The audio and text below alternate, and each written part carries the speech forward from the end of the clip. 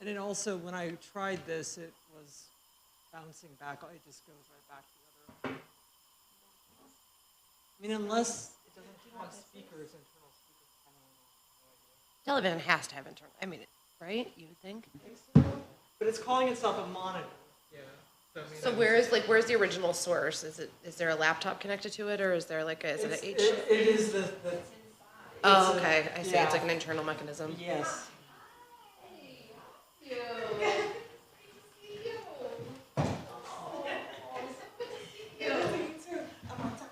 Yeah. How are you? Hi. Yep.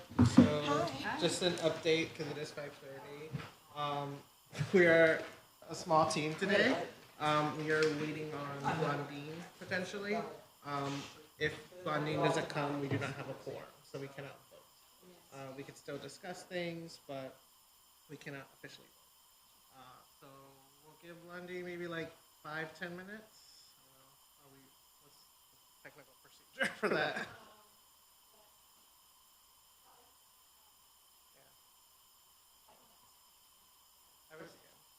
That's her. Do I have to call the meeting to order officially? Okay. And I want you to stand up and stand on your chair, like my captain kind of thing. Yeah, yeah. Right. Takara's hair is fabulous. Yeah, absolutely. And the earrings are great as well. Yeah, Ray is one of my daughters is very jealous of those earrings.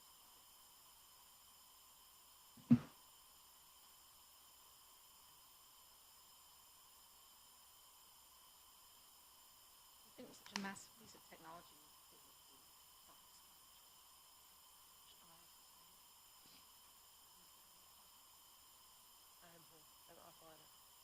I started a new gig today, and I had to set up a laptop that was like specific for this job, and I fumbled so terribly. It was kind of embarrassing.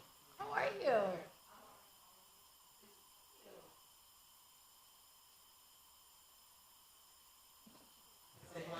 Yeah.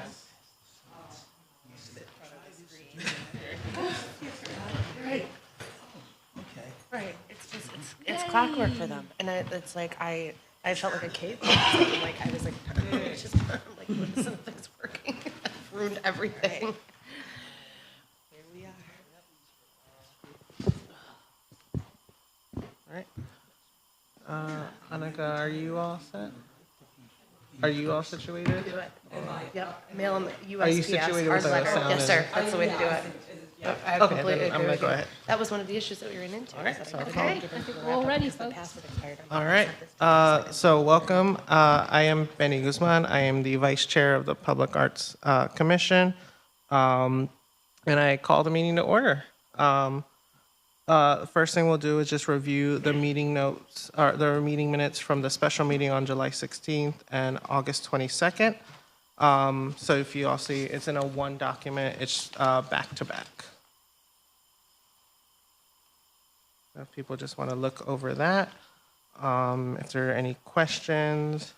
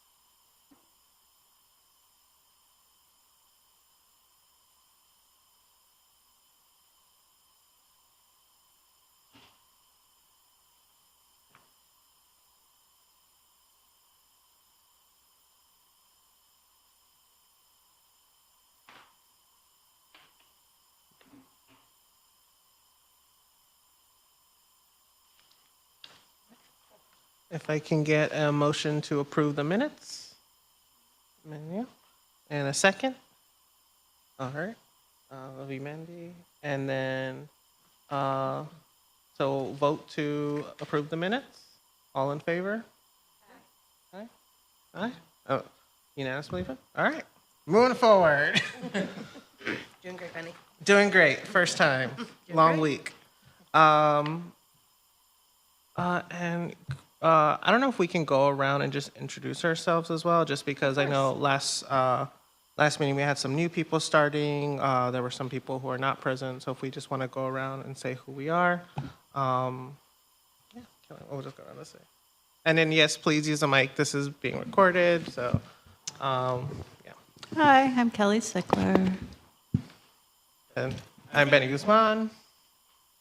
I'm Blondine Young. Takara Smith. Emmanuel Carter.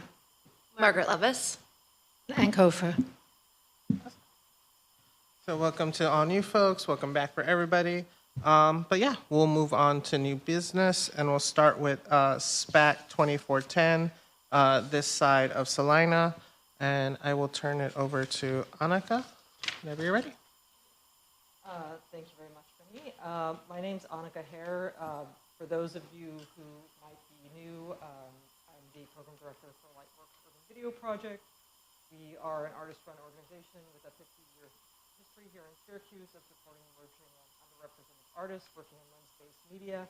My particular program, Urban Video Project, centers around an architectural projection onto the facade of the Everson Museum of Art downtown. So today I'm here to present our application for this side of Salina. And yeah, I just realized I think I left the title as the previous title in the application. Apologies for that. So this application is for Lynn Sachs, this side of Salina. Proposed dates are October 12th to December 21st, 2024. This is for our main architectural projection site on the north facade of the Everson. This side of Salina was commissioned by Lightwork and shot on location in Syracuse during Sachs's residency at Lightwork in April 2024. In creating this short experimental documentary film, Sachs worked with reproductive justice advocates from Layla Zgachu, Javiana Baker, Renea Davis, Juria Dixon, and Angela Stroman, 4 Black women living in Syracuse who reflect throughout the piece on sexuality, youthful regret, emotional vulnerability, raising a daughter, and working in reproductive health services as they move through the city they call home. I can go into a little bit more detail about the piece and then maybe a bio for Lynn, and then play as much of the piece as you guys would like to see. Yeah, I think that'll probably be the best. I'll go ahead and read the synopsis. So the total runtime for the piece is going to be around 11 minutes and 50 seconds, so a relatively short film. In it, the 4 members of Layla's who were involved in the production, as I already said, they kind of are reflecting on their lives, their lived experience, and themes around, I guess, you know, the experience of being a Black woman in Syracuse, challenges they face, triumphs, and they kind of travel throughout the city. So there are these choreographed vignettes that you'll see, and the women, you'll hear them reflecting in audio, voiceover, about their lives. 2 performers, so like just some of the scenes, 2 performers slip through classic 1960s titles by Black authors in a bookstore.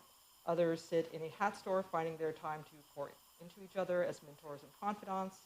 These are businesses that are owned by local Black women, so Classic Bop and Black Citizens Brigade are 2 of the locations. In Brady Market, a community grocery, they playfully shop and chat with ease and confidence.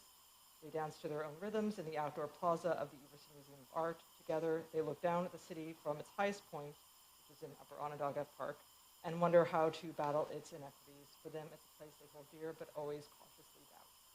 This piece was, as I said, commissioned by Lightwork as part of the UVP Residential Media Commission Program, and it was made with the support of a NISCA Support for Artists grant. And I already mentioned some of the locations in the film: Everson Museum Plaza, Upper Onondaga Park, Classic Bop, Black Citizens Brigade, and Brady Market. And a little bit of background information about Lynn. She is an an American experimental filmmaker and poet based in Brooklyn, New York. Working from a feminist perspective, she has created cinematic works that defy genre through the use of hybrid forms, incorporating elements of documentary, performance, and collage into self-reflexive explorations of broader historical experience. The films have screened at the Museum of Modern Art, Tate Modern, Wexner Center for the Arts, and festivals such as the New York Film Festival, Oberhausen International Short Film Festival, Punta de Vista, Sundance, Biennale, and Doc Lisboa. Retrospectives of her work have been presented at the Museum of the Moving Image, Sheffield Doc Fest, Cork Film Festival, Havana Film Festival, among others. In 2021, both Edison Film Festival and Prismatic Ground Film Festival at the Maysles Documentary Center gave her awards for her lifetime achievements in the experimental and documentary fields. In 2014, she received a Guggenheim Fellowship in the Creative Arts. In 2019, Timberbuns Press published her first book of poetry, Year by Poems. The film catalog is represented in North America by Canyon Cinema and the Filmmakers Cooperative, with selected features at Cinema Guild and Icarus Films. So with that, unless there are any questions beforehand, I'll go ahead and play the film, and we can play the entirety of it if you guys want to see the entirety of it. We can play a portion of it, just, I guess, let me know.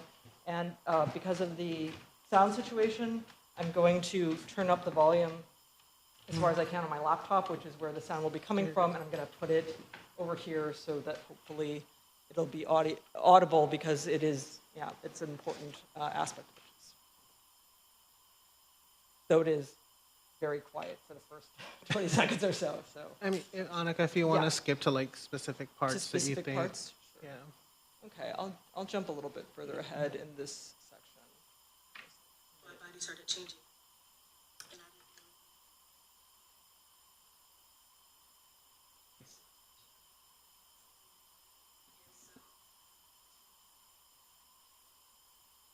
didn't know. You judge me.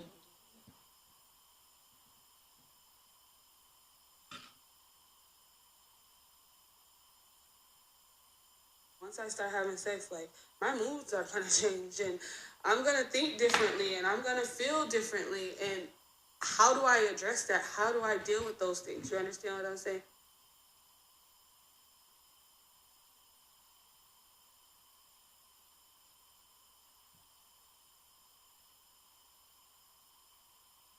It's not peaches and cream, especially when it's a lot of people that aren't supportive.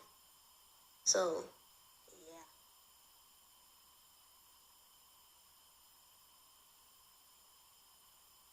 What is it like being a woman? How do I do it? Like, I know there's no manual or like any book on how to do it, but how do you do it? There will be also some additional sound elements that will be like sound effects, essentially will be mixed in the final.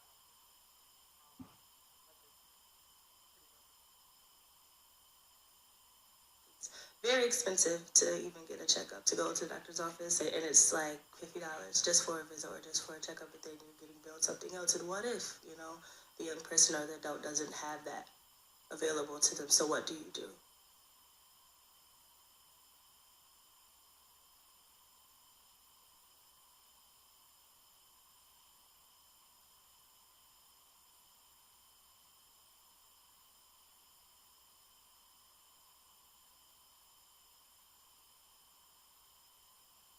A lot of times they don't understand us. They don't take our feelings, our emotions. They don't take it seriously. You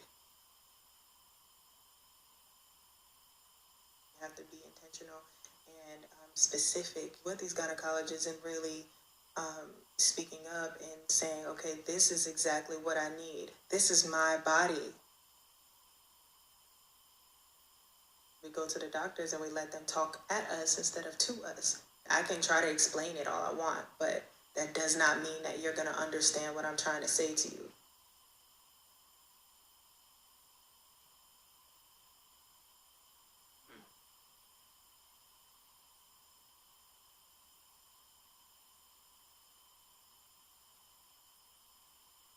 People are just really going through a lot right now in the city of Syracuse. So people don't have good housing, good places to live either. And if you're going home every day to a crappy place to live, it's hard to have a good mindset. You know, I'm just now getting into a space where I wake up and I'm like, snap out of it.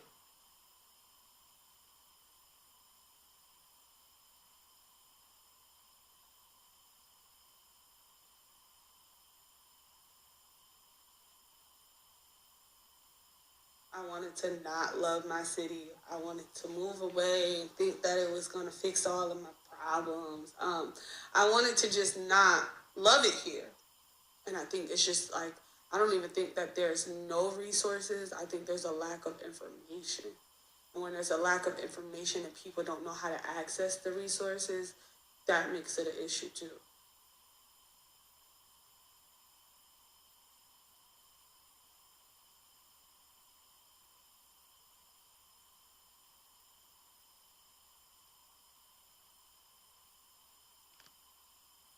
I was interested in volunteering and just being there for other women, being a mentor. You have somebody to advocate for you and be like, she doesn't want to do that. She doesn't have to.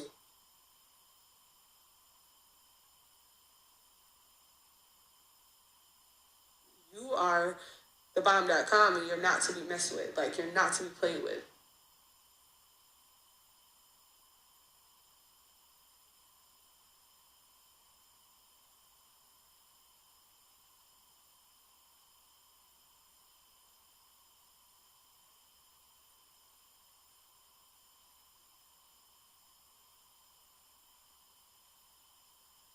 We are just a group of women who want to give back, who have the desire to be out in the community, who want to bring us together, not just individually, but as a collective. So now I'm teaching myself that. That is something that I teach my daughter.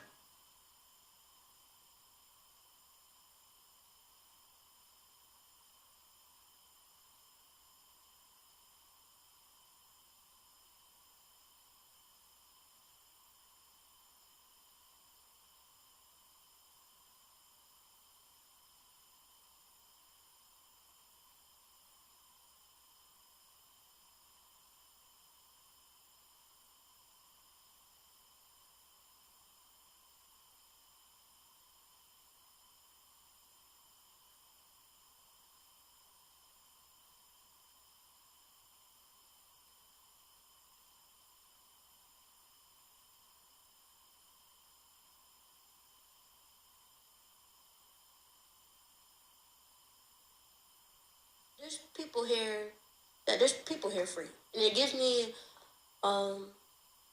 it just gives me a lot more comfort and confidence to speak about certain things.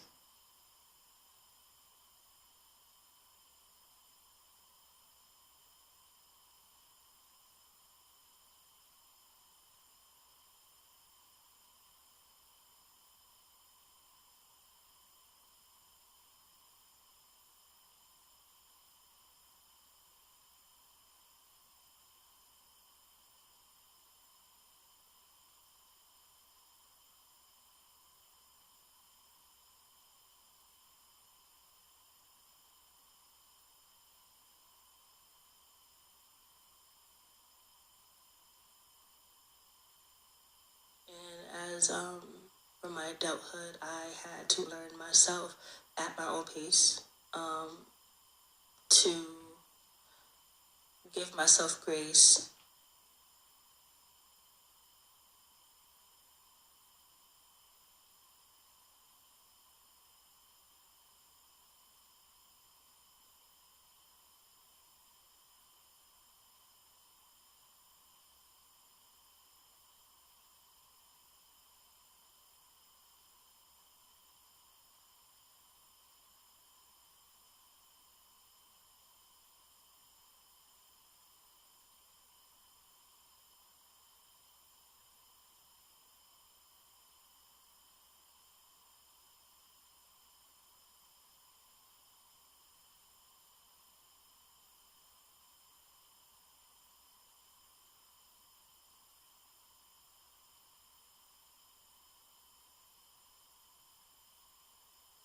if I had somebody like this when I was 13, 14, 15, 16? What if somebody could have caught me a little bit earlier? Would things be a little bit different for me? I went to a close friend of mine, and she was just like, "Oh, you know what, girl? It's okay. You just need to relax. You need to sleep. It's okay. Like, it's no worries."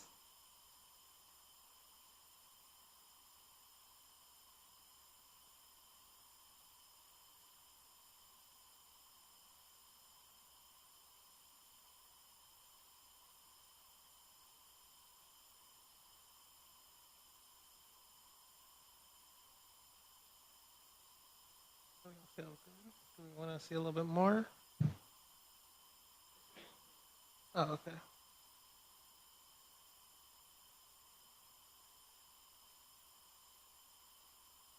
It's like always just those like back of the mind thoughts. Like, I'm gonna open up my own clinic, and then I'm gonna offer doula service. But right now, I want to be a nurse, and I want to work in labor and delivery.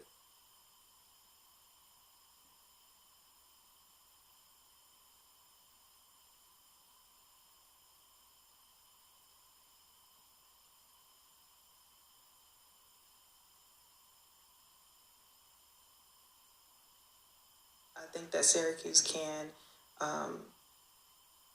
ask more questions, be a human.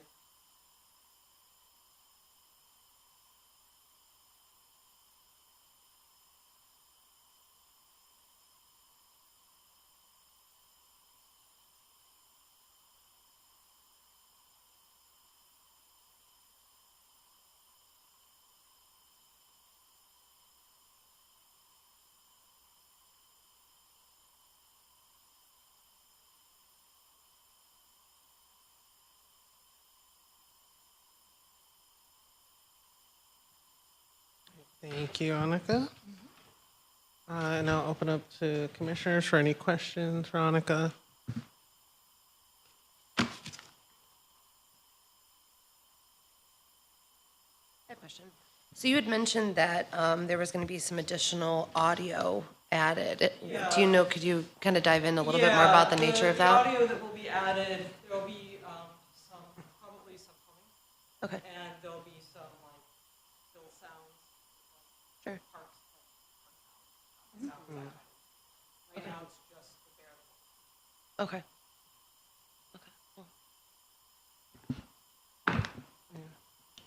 I had a little bit of a question about potential captioning, and the only reason I asked that is because so much of this piece is the audio, the kind of the literal meaning of what is being said. So I'm wondering, like, what is the plan for that for UVP? Well, the plan for that, for the outdoor exhibition, is for the text to function, the text to be Okay.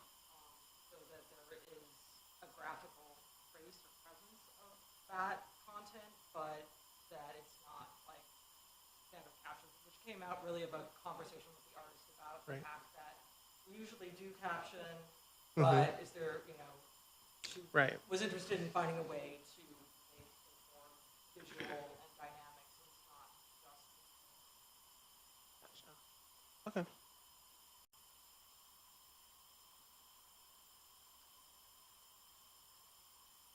And I should probably also add there will be a couple of events associated with this exhibition that will be happening on October 16th and 17th, after the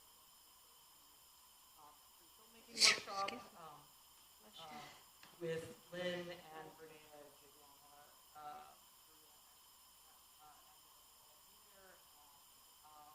will be workshop, and then the next night is going to be a screening that's going to be this piece, some other pieces by feminist filmmakers that we've worked with in the past who also explore reproductive rights, and it's going to include all shot films that directly address the, I guess, the impact on their own communities. They're from all over the country, and they directly address the impact on their own communities. So we'll have, I think, four or five of the filmmakers will be present here to talk about their films, and then afterwards will be the theatrical premiere of Lina and the more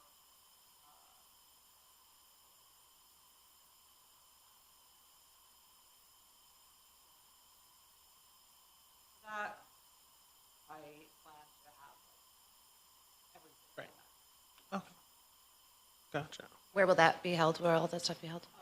The workshop is going to be at the Salt City Market Community Room, and the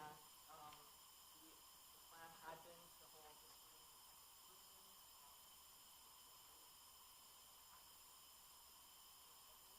Oh no. that event, so it is now moving to a nice auditorium that is across the hall from the gallery at Network.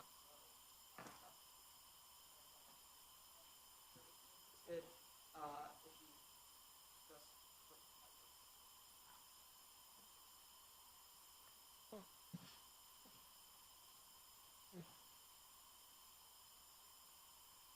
Any other further discussion?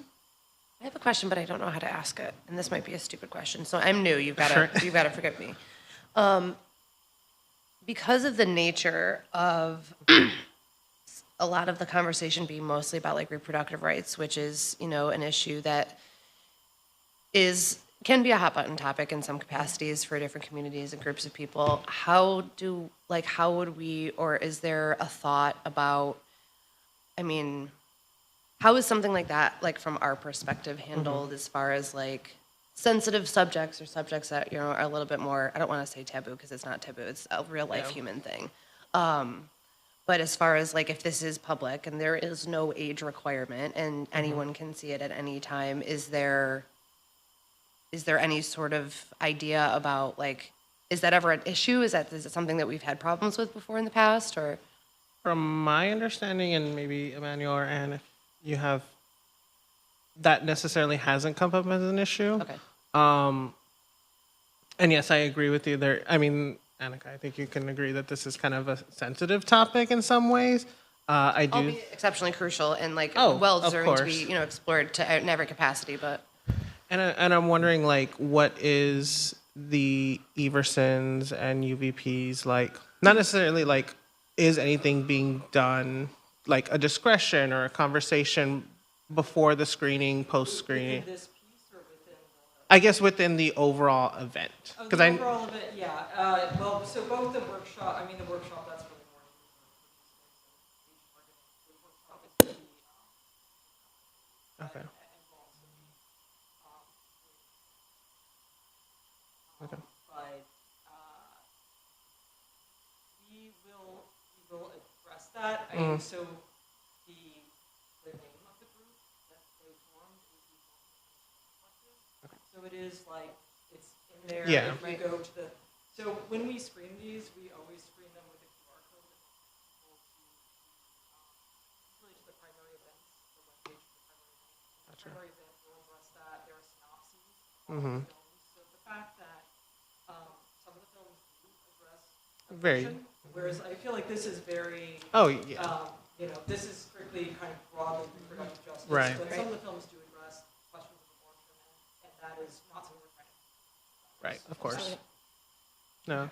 And I think that is an important discussion to have in terms of like, I definitely think within this piece in particular, and this is just my personal opinion, that like it does it in a very tasteful way. There's nothing that kind of sticks out as like maybe this is not appropriate for a public outdoor event. Absolutely. But I do appreciate you, Annika, for bringing up like how the Everson is planning to have this discussion, because I do think that's gonna. Oh wait, yes, yeah. Yeah, but no, but as part of the urban video project, like, yes. Yeah. Any other thoughts, questions? Can I get a motion to approve? First and second. All right. Dan. I was gonna say, we all kind of motion, so Anne, you can pick your pick. All right, so vote to approve, all in favor? Hi. Unanimously passed. Right. Thanks, Annika. We appreciate it. We look forward to it. Yeah, we're really excited about it. We just previewed the piece for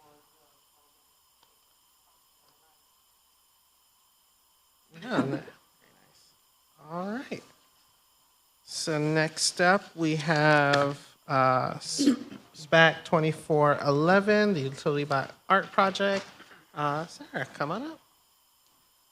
We'll get you switched on over.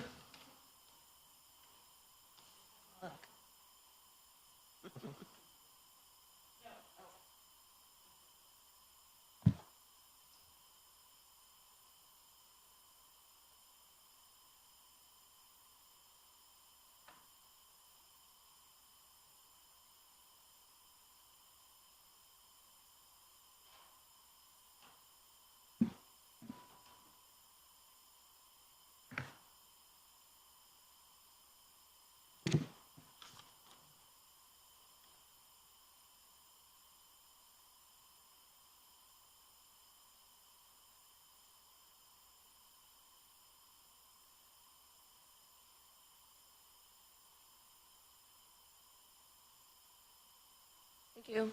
Thank you, Annika. The video is super cool. Yes. I feel like I'm going to have quite a little setup here, so please. Hello. Hi. First, I'm Sarah T.G. Meets. I'm the Marketing and Events Manager at the Downtown Committee.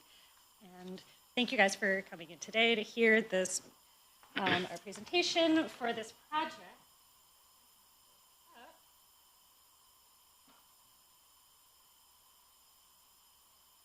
Okay, so the Downtown Foundation, in partnership with the Downtown Committee of Syracuse, is a pilot program that will showcase the artistic talent in our region by enhancing overlooked public infrastructure, our utility boxes, and activating these boxes in the streetscape with dynamic works of public art.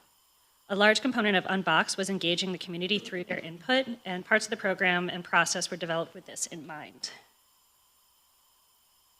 So there's 3 box locations, and these were chosen by gathering data on where the most heavily graffitied and defaced utility boxes in our downtown region were, and by looking at hours spent and materials purchased by downtown committee staff to continually remove this graffiti, repaint these boxes, and so remove stickers, etc. So the final 3 boxes selected for this pilot round of Unboxed are at 200 West Water Street in Clinton Square, on the corner by the ice cream stand and Board and Bar, which I just heard is closing. Ice cream stand's closing? Board and Bar, not ice cream stand, don't worry. Didn't mean to give you an ice cream panic attack. There's 300 Montgomery Street on the corner of St. Paul's and on the corner of West Fayette and South Franklin Street in front of the cafe seating area by the hotel. So the goal is for these sanctioned works of hand-painted artwork to act as a deterrent for graffitied and defacement on these boxes while creating a more vibrant and energized streetscape. These utility boxes are city property, and the Downtown Committee has an annual agreement in place with the City of Syracuse as it relates to public space improvements and services provided to the downtown district. We work in partnership to identify priorities and leverage resources to have the greatest impact, and Unboxed was identified as one of these public space improvement projects. Need longer arms for this. So to do this, we created an open call via our social media channels and our weekly newsletter. And local artists were invited to submit up to 3 designs for this project, which could be for the same box or for 3 of the different box locations. And this was done doing a Google form, which was a wonderful way to collect the submissions. The requirements for artists to submit are really straightforward. Must be 18 years of age or older, must reside in Onondaga County, with preference given to artists in the greater Syracuse area because we really wanted this to be Syracuse-based art for Syracuse, and provide us with detailed designs, artist statements, and project budgets. We did ask the artists to determine their own fee and payment for their work as part of the detailed project budget, as each artist may or will have a different payment amount, and this was detailed in the proposed budget to us, along with other materials, fees, rental costs of equipment, any of that stuff. So we wanted to help build capacity by creating an application that would allow them to look at this, address it, and provide a really robust application for their design and submission. So then these applications were collected, and a review panel comprised of local arts representatives and community stakeholders in the downtown area were all provided with the submitted designs and supporting materials, and from this 2 finalists for each of the 3 box locations were selected to go forth to the finalist round, which would be public voting. So scoring and selection for the final 2 boxes, the final 2 finalists for each box, were that the design is interesting, fun, playful, or inspiring, could appeal to a broad variety of taste. They articulated their creative thought process in a manner that was understandable, and that was through their proposed designs, presentations, or written descriptions.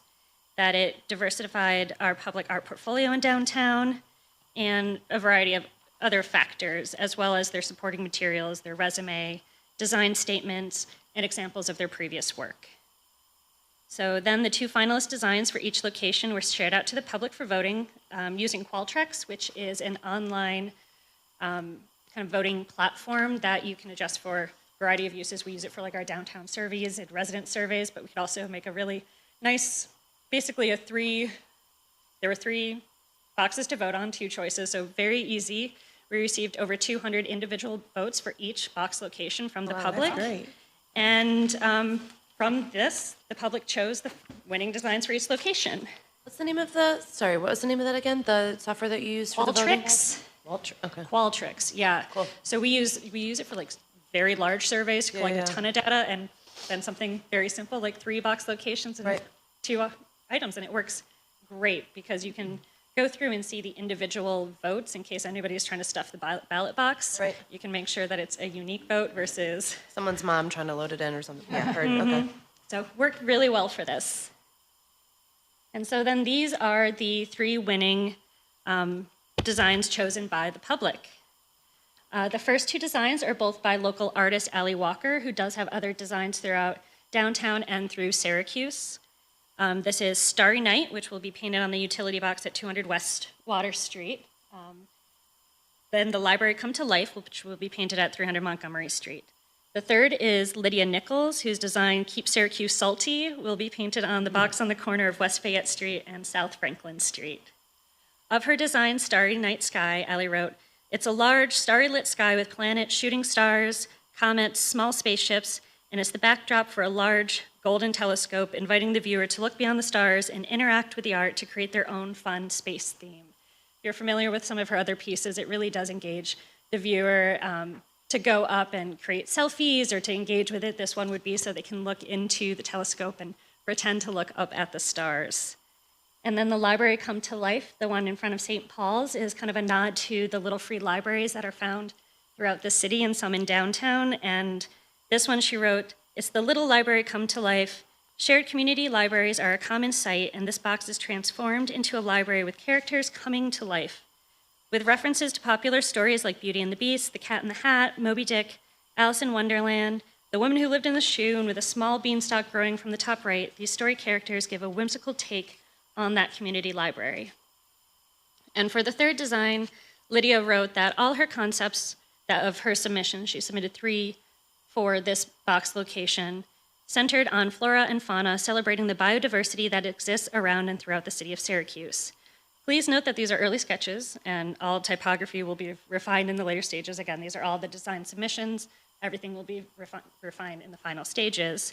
And of this one specifically, she wrote, "It features the birds of CNY, Onondaga Lake, called eagles, seagulls, and geese right along the city of Syracuse ubiquitous, sometimes notorious crow population." And so part of this, of Unboxed, is the Downtown Committee's environmental maintenance team, who will work to maintain the artwork by monitoring and removing graffiti tags, defacement, stickers as needed. And if touch-ups of the artwork are needed, the artist will be contacted and brought on to do this, with the work and payment facilitated by the Downtown Committee. If they need to fix their art, we believe in paying them to fix up their artwork. Everything will be coated with an anti-graffiti coating, which allows easier cleaning of it, but if there's any damage, any removal of the painted surfaces, we want to bring them in, have them do those repairs themselves since they are the artists that created it. We would not want anybody else to come in and do that for them. And if it does need to be removed by the city, if the box is being removed, it is city property, we will let the artist know with as much time as we can give them. So if approved, the process for the artwork can begin starting next week and will take place through October 12th, hopefully giving enough time before it gets too cold to start painting, but we never know right now. It could be snowing, could be 70 degrees, hard to tell at this point, but with more time given if it is needed.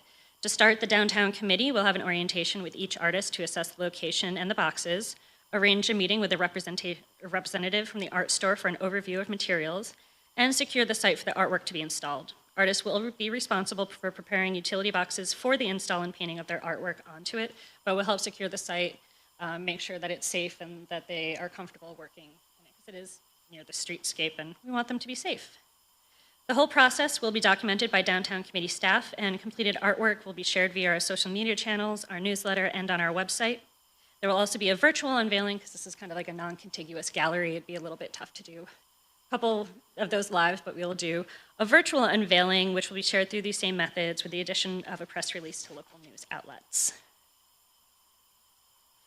So this project is made possible through the CNY Arts Grants for Regional and Cultural Engagement Re-Grant Program, thanks to a New York State Senate initiative supported by the New York State Legislature the Office of the Governor, and administered by the New York State Council of the Arts. Unbox, the Utility Box Art Project, is also made possible through grant funding from Tomorrow's Neighborhoods Today and project sponsorship and support from the Art Store by helping us offer discounted art supplies and consultation on which ones would be best to the artists that are doing it. Thank you, JoJo.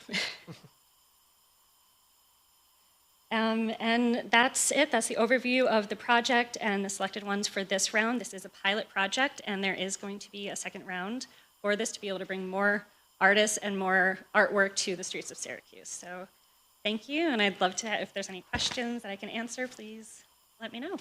Thank you, Sarah. Yes, we'll open up to questions from folks.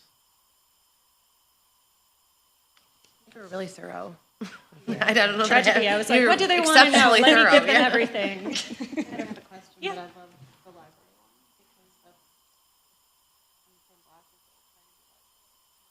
childhood library. So That library. I'm a little bit jealous of CNY Arts that they get to have their offices in there. And I love the little free library. There is kind of the free pantry right around the corner at St. Paul's, and it kind of looks and references that. So that's the siting location for that was what spoke to us. It was got high marks on that end. I do have kind of a nosy question. Could you explain a little bit more about like the funding and how you guys were able to, was this like grants that you applied through for CNY Arts and TNT, or was this? Yes. Okay. So there are grants that were applied for by the Downtown Committee and the Downtown Syracuse Foundation, and then the support from the art store came through. So we're looking at it as a sponsorship and support. For sure. of And that's the super project. dope. And so they're offering you guys a discount on the Discount for supplies the and artists on- consultation? Yeah. That's really cool. And it's their 50th anniversary, by the way. So Oh, is it yay really? for the art store. Yeah. I know. So they're really wonderful. They're very supportive of this happening, and as part of what we're putting out, we are sharing that they're sharing their logo on there and thanking them for their support of it because it was wonderful of them to want to help support more art happen in downtown. Absolutely. So for the next round, because you said there's more to come, so for the next round, are you kind of forecasting that you would have the same level of funding support and donation or sponsorship support So available to you guys? Thankfully, we did, thankfully and unthankfully, so not unthankfully. Right. We originally started with 5 box locations, which then we saw was too many locations to have for a pilot, an initial version of this. We had 3 boxes that received most of all of the submissions, and then 2 other boxes that received 1 each. So it didn't really make it very, it didn't make it for a very good, judging to look at the different ones to give a lot of options. And we didn't want to just give one to somebody that didn't have, just because they were the only one that submitted to it. So we only did 3 boxes for this, and so that leaves us with half the funds, if not a little bit more, left for a second round. So we don't quote me on that number, but we do have funds for the next round to do about 2 to 3 more boxes. Awesome. So the funding is already there, and the downtown committee, we've committed funds to it if we need to, if it goes over. But we're happy that we can do a second round, and we learned maybe doing too many boxes is too much of a good thing is not always best. So to really focus it on a few boxes and target those locations. Absolutely. Yeah. Cool. Thank you. I have a question. So I noticed that an artist was chosen twice. So would it be around where an artist can get chosen 3 times, or are you going to make it so they can only get chosen once, or? That's a good question. We're learning from this round of how we can tweak the next round going forward. Ally does have a lot of work in downtown, but we also don't want to exclude anybody for submitting. This one, with the public selection that for both locations, there was another artist and another artist design, but the public's vote chose her designs for both of them. But that's definitely something, so we don't have just one artist. That is a really great note for us to consider how to put that in there. If you've already been selected for the last round, please wait for later rounds maybe. So thank you. I just have a question about the boxes themselves. So what is the I guess this is a twofold question. The first part being, what does the preparation look like? I know that we've done previous projects on the utility box, but if we can go over, again, what does the preparation look like to paint these surfaces? And then on that too, what is the projected longevity? Is this these are going to be up for about 10 years, then we might repaint them? Is it until they're decommissioned as boxes, so to speak? I'm wondering if you can speak to maybe what that looks like.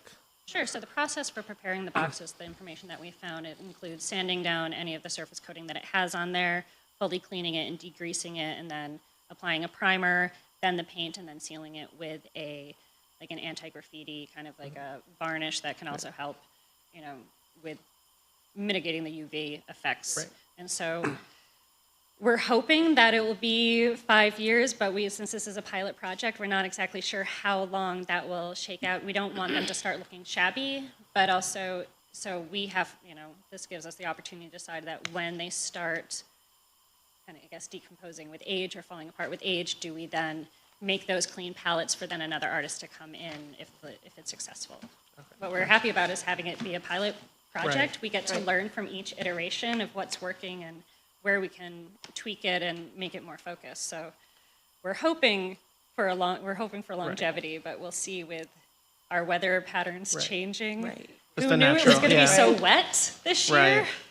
Not my garage, I can tell you that much. But that's also a good note for us to consider, like if it's a 5-year or before it gets to, we don't want it to look tired, old, and not vibrant. That defeats the purpose of what this project is. So again, another wonderful thing for us to add to the next round when we put it out. Did you get a lot of submissions? We got about 9 to 12 submissions. Okay. We realized we needed we wanted to do this during the summer so we could have one round where it was warm enough for people to still paint the boxes.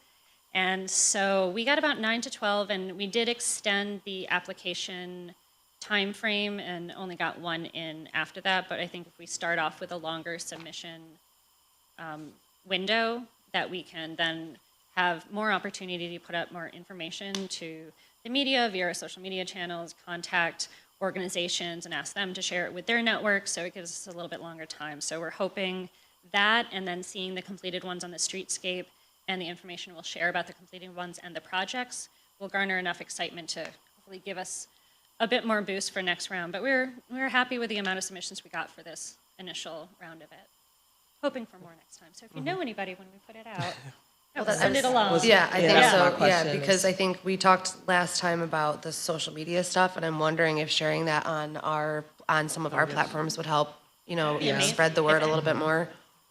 I would love that next time we put it out. I would love the opportunity to share it out. We sent it to a few arts organizations, but as a new one, we were kind of like, how do we get it out best? So sure. if everybody is willing, that would be awesome. Absolutely. Yeah. Absolutely.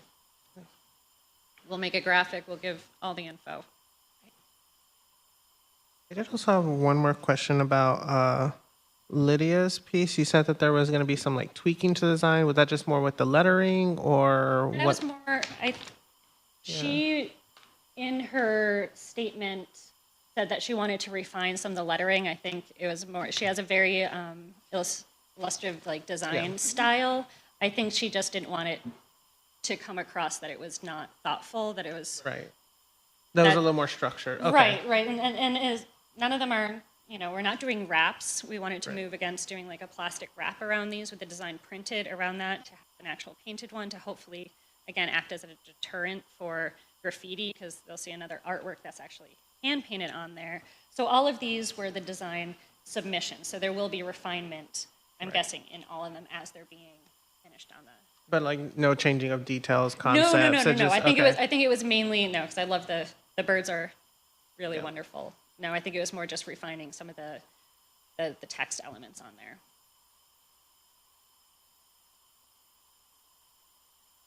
Any other discussion? Can I get a motion to approve? Manuel and Takara, second. All right. All in favor? Aye. Aye. Yep, unanimously approved. Wonderful. Thank you, everybody. Thank for you. listening to this and dealing with my Stretch Armstrong Thank you. We look forward. performance. But I And really appreciate it. Thank you, everybody. And when we do have the next one, if I send the information to Anne to send to everybody, that would be really wonderful to increase our reach of who we can bring in. sure. And please feel free to send us the virtual unveiling of all of them, the opening of it. We would love to share that as well so people can know that this is going on. Thank you, guys. Thank you, everybody. Appreciate Thank it. you. I'm going to unplug. Awesome. All right, moving on. to discussion, task force updates. I know in the previous minutes, we discussed having the Education and Outreach Committee give a little update, but neither of them are here this week, so I think Anne will push that to the next meeting as well to see if there's any updates for Education and Outreach Committee. I guess any other updates from any of the committees since the last time we met? I know that. Oh. Go ahead. No, please. I have some updates. I just was shopping around because I brought up the idea of our merch. Yes. And so I was wondering whether or not if I should go around and take the photos myself, but there was already photos online on our website for the public arts displays that are already installed around the city. Because I wanted to give you all some samples, and so that when there is an event that takes place, if you guys would like to send me some shirt sizes, if you're interested, it's no cost to you. It doesn't cost anything. Just send me the shirt sizes, and you can choose which design you'd like. My idea is to have a display of whichever chosen art on the back of the shirt, and our logo on the left side. Okay. I just kind of feel like it's important for us to be more visible. I'd like for us to be in more community events, tabling events, more signage, just so that people can know that we're here, and give them the process of how to do the application and all of those things. But I did get some really good feedback. I think I'm going to go towards the online services as opposed to the local. My goal was to use local because I want to support our local businesses right here in the city. But the time that it would take, they would have, and because of the colors, they would have to outsource it. So it wouldn't even be it wouldn't even local be at that done, point. right here at the local businesses. So that's where I am with that. But we will have some samples soon. Okay. I was gonna say, and is there any issues with that? Because I know. Yeah, my only wondering is about the copyright for the artwork. Oh, yeah, I didn't think about that. So who do I need to? So I think we should reach out to the artist, depending on what, I guess, Yeah. just communicate with me which pieces you want to use, and we'll see Okay. if we can get hold of the artist Okay. and say if it's okay. Because they're samples and we're not selling them, Right. I wonder whether it falls into a gray area. I don't know whether anybody else has any I think if comments. it's a likely, But if it's likely going to be sold, then. or if it has the potential to be sold. I mean, That's which my any best hard guess. item would obviously have Yeah. that potential. So I think it probably would apply, unfortunately. But I mean, getting those permissions is not a difficult thing. Yeah. I mean, it's just another step. No big deal. We have I have lots of paperwork in my office. So. What I'm wondering, is there any issue with also putting the SPAC logo? Because I don't know if that's under the city. I will check with comms about Okay. it being part of the city, as part of government, and see if there's any restriction with that. But I could check with Ruthnie, so that's another question to ask, but that's a good question. Yeah. And I did have one more question. I know that prior to me relocating to Georgia, we had a conversation of redoing the logo. Is that still a question? Now, you would have to Emmanuel? ask maybe Emmanuel, because Yeah. Emmanuel's been here longer, because how long have we had the current logo? Because they did update it from, which would be the one I've been using, this Yeah. one right here. I don't know how old that is. It's can't be more than a couple of years old. That's what I thought. So- Right. And the one that I was looking to use for the logo was the old one because it was more colorful and it just said SPAC on it. Right. Like in block letters. So that was also a question, which logo to use and. This is what's on here. This is the current. This is the This most is, yeah. updated That's the one? current Okay. logo. Yeah. Okay. I mean, maybe this is a discussion, Gar, you and I can have as just to think about what that could look like. Because I can also imagine that being a part of outreach is having artists Absolutely. design a logo for That could be SPAC. a really cool And opportunity. I think that could be a really interesting initiative. especially for your marketing initiatives and stuff like that, as far as visibility is concerned. I mean, talk about using like a voting structure like they use. I was just gonna say, I mean, isn't that you awesome, can blow right? that out. Also, I like the idea of having a coherent logo. Yeah. This looks like Yeah. we couldn't decide. Yeah, it's. No, I didn't want to say nothing, but No, I've also been like, what is this? But I think this is a perfect time where we're revamping a lot of, the committees are doing a lot of things, and I think the branding is part of that as well. Like, what is our brand for social media and website? So yeah, that's another good point. As long as we're working on the website, this is logo. I mean, this is step one. You know what I mean? What's the brand? Yeah. Yep. And I know we have a training coming up at some point, like Yeah. the 27th or something. So that's happening. Just an update for folks. training for all of us. No, it's just the social media and website committee. So that's Dakar and I. And I know, Wendy, did you sign up for one of the committees? Okay, we can look at that maybe I was like, after. there's committees? Okay. Yeah. So we can have you sign up for something. Okay. Any other committee updates? I kind of have one. Anne was Or task kind force. enough to, so I was on the master plan task force. That was the one that I had chosen. And Anne was kind enough to send along a really excellent example. Oh, you of- liked it too? I don't want to nerd out, but like it was like kind of perfect. I felt like kind of nerdy when I was going on. I'm looking at it, I'm like before. foaming at the mouth. Like it's so succinct, it's so clear, it's very user friendly, it's encouraging. It's without being flowery. And I just it was just such a I want that. I want to do that. So that was just in reviewing that and thinking about ways to edit or reconsider our master plan so that it aligns something a little bit more, something like that. Because the master plan, in essence, encapsulates, kind of everything that we're doing here, right? And if people, as it pertains to visibility and stuff like that, I feel like that's a huge part of that progress. So I still, if at any point, if any of y'all have any time or even want to shoot me an email, or I can get on the email with everyone, and if you have a second, I'm happy to send the current master plan. Please don't feel like you need to go through it. Like, go through it. But just to get everyone else's perspective and maybe some just ideas about, maybe feedback that you've gotten from people, things that we should reevaluate or reconsider about how this current structure, as it compared to, maybe I could even send the example that Ann sent before, as it compares to like other communities and how they've done it before.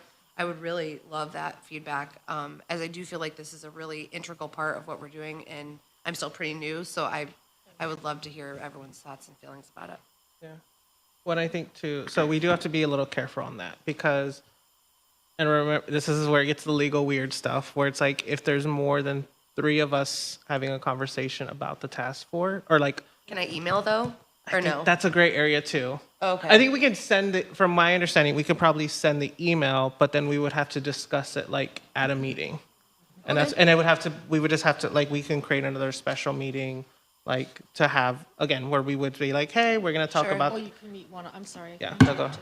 You could meet one-on-one with people. Two people That's can meet probably the together. easiest way for me. I mean, if Yeah. someone wants to, I can take you Yeah. out for a cup of coffee and just pick your brain for 20 minutes or something like that if people have some time, and probably easier than making everyone jump through hoops. So No, yeah, because it comes down to like, if it's more than 2 of us, then it's officially like a meeting, and we have to announce it, make it public, and record it, and like we have to. Yeah, it's a where two or lot. more are gathered.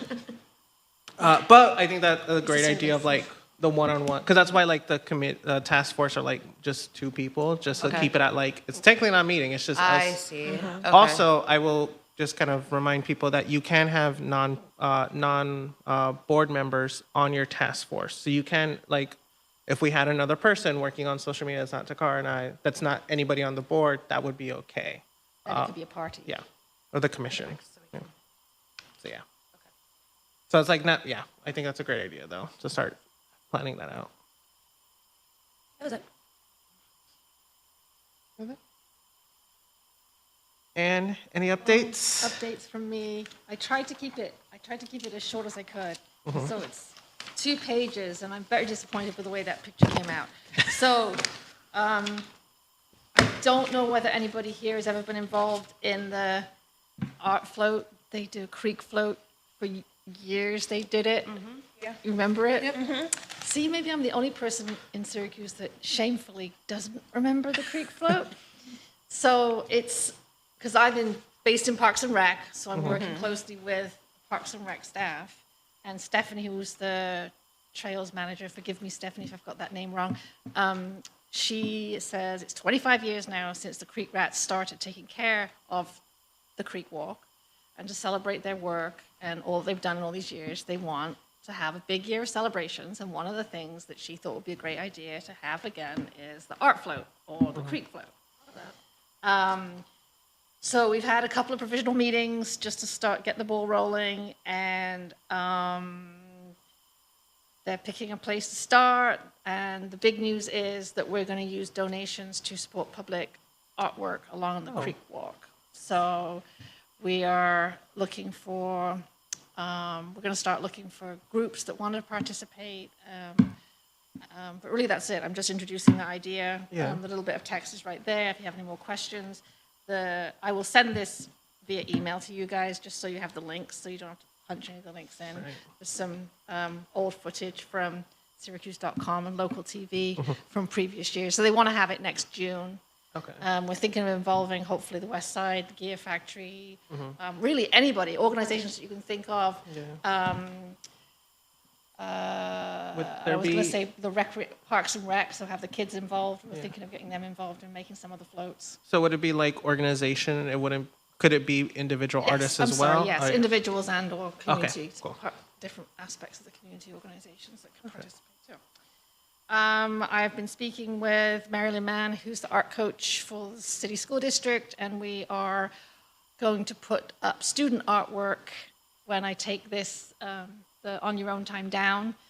She's going to work with some of the art teachers and get some of the student artwork up in the second floor hallway and the third floor hallway. But we're hoping that the idea of having a gallery space here and having rotating exhibitions could expand. So when you have ideas about what can go up, it could be the urban design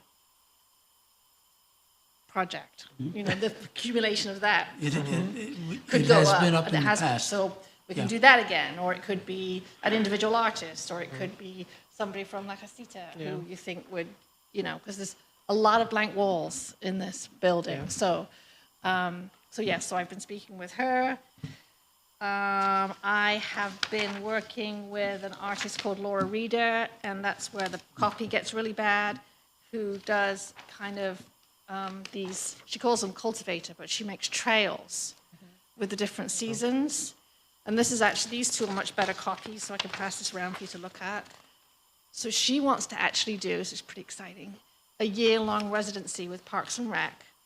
And she's going to work with the community at different points through the seasons to create these trails in the parks with students and with different parts of the community that may want to be involved as she moves through the year. So with the Parks and Rec kids, we actually have snowshoes, so the kids can actually get the snowshoes out and start making trails. I don't know whether they can just pass one round or whether you want more than one. So she's going to start working hopefully within the next month and do some research. We're going to base some of the work out of Kirk Park, but she's going to start scouting around for places that might be good locations. I don't know whether it says where that one is. She's already done one up near the reservoir, and she's done one in Barry Park, and she's done one. So she's done some in the parks already in previous years. But she's looking forward to expanding and working in through Parks and Rec over the next year to do some work. So this is, she's done this in, when you say previous years, when's the last time that she did one of these installations or One of the trails? dates said, you can look on her website, one of the Okay. dates said 2022, 2023. And she's been working this last summer out at Stone Quarry Art Park out in Kaz, and she did one in grass with the kids in Cazenovia. And you can see documentation on the website of that too. So they just physically like imprint and physically make the trail themselves, or is it, that's pretty cool. And then they practice with rakes, with mulch. So if it's a wet day and she has the kids and it's too wet to go outside, or it's too cold, or they don't have the right gear, you can have mulch and you can start make drawings in the mulch. Interesting. Do you have a timeline of when this would get started, or is this still kind of an idea phase, or? She has a kind of a rough timeline. I'm actually meeting with her tomorrow to go over it. I think she wants to start doing research soon, so she can be prepared to make some, I call them drawings, but Yeah. she calls them cultivators, so she can start these projects with the kids when the leaves drop. Okay. To do So some in so the this would fall. start like November-ish, approximately. So yeah, so she's going or to do the before. research. She's going to be in and around and meeting people in some of the rec centers that may be a good location for her to work in. Okay. And then move through the year. And she's hoping that as she builds relationships with the kids that she works with, that by spring they'll be enthusiastic enough and know enough and go, oh yeah, that they'll want to do one of their own. Oh, gotcha. So she gotcha. wants to take time to build the relationships with the people that she wants to work with. Right. So. Okay. I also think this does present an interesting crossroads conundrum. I know that's something we talked about recently too, is our role in non-permanent art. Because I think a lot of what we've been covering, especially in the past couple of years with the City as Canvas, was artwork that is public, that is long-term, that's 5 years, 10 years, or has a longevity that's much larger. But this is obviously very temporary art. It lasts kind of a season, and then the nature of it will go away. So I don't know if that's... You just reminded me there's a question that I didn't get answered for her. I've got to find out about permission for the drone. So she has a drone to do these documentations, which is why she's got these yes. from above. So. But I think because that presents an interesting, because then how do we document it? How does that become part of the SPAC process too? Because I know that a lot of even the application requires like a drawing ahead of time. So would she have to draw? Would she have to theoretically take a drone picture of the park, do a drawing with like a tablet over or it. something, and then that would be what she presents as the design? Of course, I think the drawings change as she That's moves just- through the space. I think that's yeah. his point. Is like how is that quantified? If it's an organically occurring thing as a piece is produced, how is that quantified beforehand? And I can also imagine, I work with teenagers, the things that they might draw that she may not necessarily, and again, too, how does that fit into, again, the scope of... Excellent point. I'm just thinking No, of you're like, not wrong. I mean, because my initial thought was like, oh, that could happen. And again, I don't think it will, and I'm not saying it for public reasons because, but we all know. But I think that's something that we need to, if this is going to start happening soon, we need to start kind of thinking about that in terms of, again, the application process, the master plan, like how do those things fit within the scope of how we do it? I don't think it's a bad thing, but I I think we should get a little bit more prepared too for that, see how that process is gonna look. So. I agree. I also think that there's, with the climate in perpetual flux, I mean, even under the best of circumstances, as our friend earlier just said, it could snow tomorrow.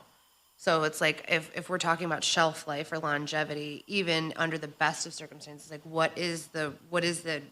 how long could we expect for something like this to be visible or accessible, considering all of the ridiculous weather possibilities that could be? Yeah, and then I guess another option is having a cumulative event where the photographs are displayed in an exhibition where you see the accumulation of the work. Yep, that's a good idea. Yeah. I think it's cool. And the final thing, I think I mentioned this last time, is the PAL project. We're going to work with Syracuse University Art Gallery and Art Museum and Parks and Rec. We're going to be based out of Kirk Park. They're going to run a 6-week pilot of the program this time. But we've started gathering, and they get to use the cameras, like I said before, and they're working with a gentleman called Matt Moyer, who's a National Geographic photographer. So that's going to be really interesting. So they get to take the pictures, they get the pictures printed, they get to write about the pictures that they're taking. We've also thought of now, when we had a meeting last week, I think it was, an extension of the project, when we were at an I-81 meeting, so to do with the grid. They were talking, the DOT were talking about the fences that they were going to put up by the side of Wilson Park to stop the dust and the noise from Parks and Rec buildings and the school and all the people that live behind those spaces. And I asked at that time whether we could put up children or community or artwork on those, I don't know what they're called, fences, The fences, plastic wraps Yeah. that they put on there. And the answer was yes. So then when we were at this meeting last week, we were talking about working with the kids in Wilson Park in the spring, having them document the area where they live now, because of course they're not going to be living there in a couple of Right. years' time, and then have those artworks put on the plastic that's between the thing, and have a big piece of public art that they create in conjunction with the photo literacy project, because then they have access to the cameras and they'll be a bit more experienced. And Right. so that's an evolving project. But those are the conversations I've had thus far. I have a question kind of about the whole, all of them. So when you say like you're in talks about, working with these different organizations to produce these events, as far as like the funding goes, is that something that comes out of like the budget for the commission, or are these things that are going to be funded privately, or? The PAL project is funded through the university, Okay. so that's at no cost. So that's pretty awesome. Score. Yep. The art float is going to be an ongoing collections for donations of recycled materials. The city hall, very minimal budget. This time it's the school district. As we move forward, we might have to think more creatively about how to do that. But at the moment, there's not really much expense involved. For the Syracuse City School, the student exhibition one you're Yeah. talking about? Okay. Yeah. And then the one that does have some expense attached to it is the Yeah, I figured. lady coming to do the residency. And that is either going to be funded through, it's going to be funded through Parks and Rec. So, And so is that separate from, and forgive my ignorance, but is that separate from, like, I know that we have a certain amount of money at our discretion or disposal here. Is that separate from what we have, or are you talking about the same pot of money? so we have a chunk of money that's through Parks and Rec to spend on public art this next year.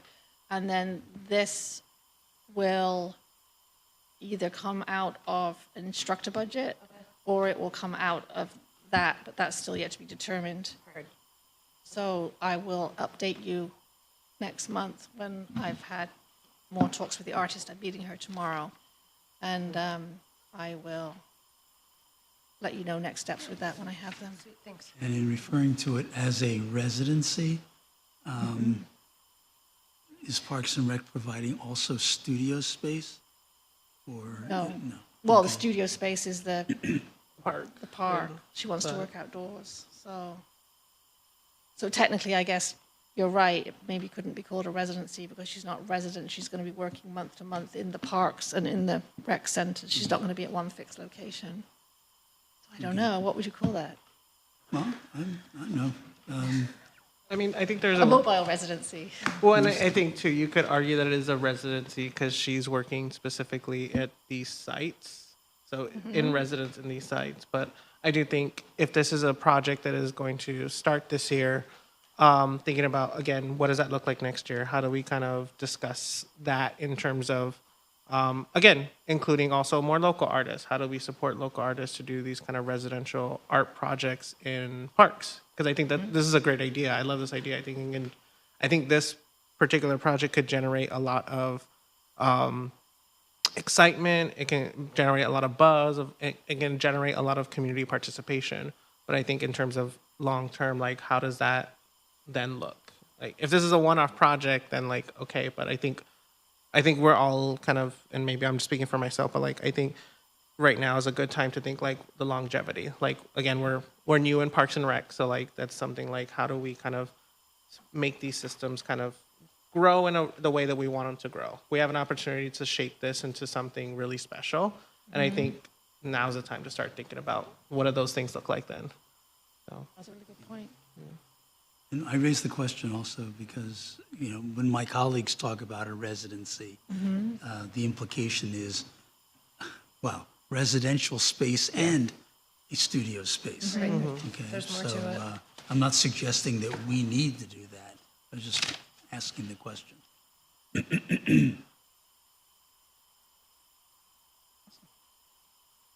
we could have somebody who's resident at some point. Wouldn't that be good? I think that would be really cool. I'm also imagining like Sleep in the carriage house. I was thinking to sleep in the carriage house at Schiller Park. well, we'll make a little tree house. It's in the budget. We got money. That'll be one of the artists in residence. So that's the thing is Or we get even an a- artist. an And then they equipment build- shed. build Yeah, exactly. evidence. Yep. Or Yeah, they've and been then it thinking becomes about our getting art. those storage And while they're there, they can containers, open up 'cause the they pool can't- too. There Some you of the go. parks have too much stuff they need to store, so they're thinking of getting those big shipping containers at Oh, a couple yeah, of the yeah, parks. yeah. Could make that into an apartment. All right, can I get a motion to adjourn? London, second. All in favor? Yeah. Meeting adjourned. Thank you so much. Great job, everybody. Benny. Yeah, nice job, Benny. Killing it. I know, food time.